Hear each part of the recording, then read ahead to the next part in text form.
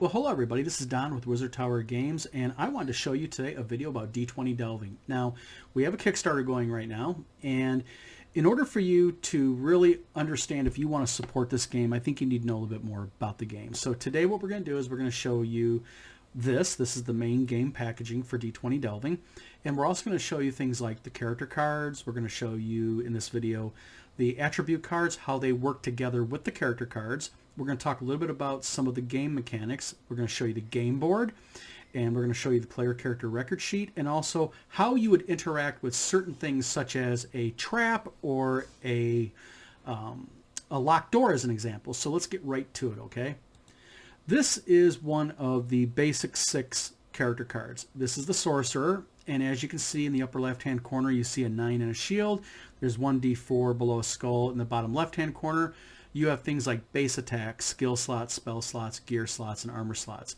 Real quickly, upper left-hand corner, the 9, and every card's different. The 9 is the armor class or the armor protection for this character. The 1d4 is the base damage, and then over in the scrolled parchment colored box, you have base attack, which is your base attack modifier. Skill slots are how many skills this character can have. But of course, as you gain levels, you can go ahead and get more skills, and we'll go into that in a minute. You have spell slots, which this character can have up to 4 spells, but there's other things in the game that might allow them to carry more spells. Base gear slots is 3, so they can have 3 pieces of gear or equipment. Again, certain things like maybe a bag of endless depth or maybe a backpack might let this sorcerer carry more gear. And armor slots. He can have 1 piece of armor. But again, other things can affect your armor rating, etc. Now this is the attribute card. What happens is after you pick your character card, you will choose 1 random attribute card. There's a total of 18 of them in the game, and they are all different. You have magic, agility, health. Those are your 3 base modifiers. You have your basic life bonus. So when you create your character, you will roll 3d20 for life points, and then you get plus, in this case, 5. Base XP. This is your base experience point needed in order to gain a level. So basically, this is the game board. As you can see, this is a large, expansive game board. It is 29, not 28, excuse me, wide by 19 tall. As you can see, it is full color, highly graphicked out, but there's kind of some weird things with it, such as when you get right down to here, you'll see this locked door with a 12, this pit with a 15, there's a bridge with a 13, another bridge over a slimy pit, 14.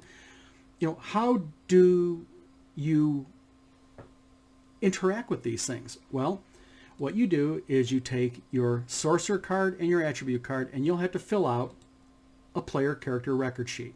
Now this is a player character record sheet, and what you have is you have your sorcerer card laid over a slot. You'll write your magic, agility, health, and life bonus in the appropriate slots. You have your character name. In this case, it's Bard the Defiler. You have your class that you are, your running XPs that you're going to be tracking down below, and then your quirk, which is another thing we're going to talk about in another video. And then you have generalized game notes.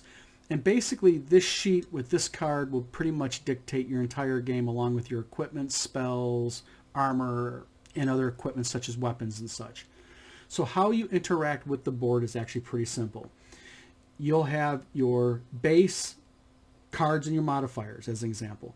So when you run into this locked door and you need to go through it, you will simply take your agility and you will minus it from the modifier on the locked door. So you'll take the 12 minus 3. So you'll have to roll a 9 or better on a d20 to unlock the door and pass through. And as you pass through, when you get to this bridge, you have to be able to cross this bridge. It's the same thing. It's an agility check. So you'll have to roll, in this case, 14 minus 3. You'll have to roll an 11 or better in order to successfully make it over the bridge. Locked doors, some doors are harder. This is a 16. So there's a lot of things that you will interact here on the game board, and they all center around your player character record sheet. They all flow around your player character record sheet and your base stats for your character. So that is basically a really simplified, quick explanation of some of the most basic mechanics with this game. But there's other things, because when you run into, every time you stop moving, you'll roll. And I can explain that right here real quick. You'll roll on the encounter table roll. 1 to 5, you get a loot card. 6 to 15, you'll run into an encounter of some type. And keep in mind, encounters can be maybe a monster that you fight. Maybe you run into an NPC who might be able to help you if you want to pay his price. You might run into another trap. There's many different encounters, things that you can encounter in the game. 16 to 20, you just happen to run into nothing in that room or hallway.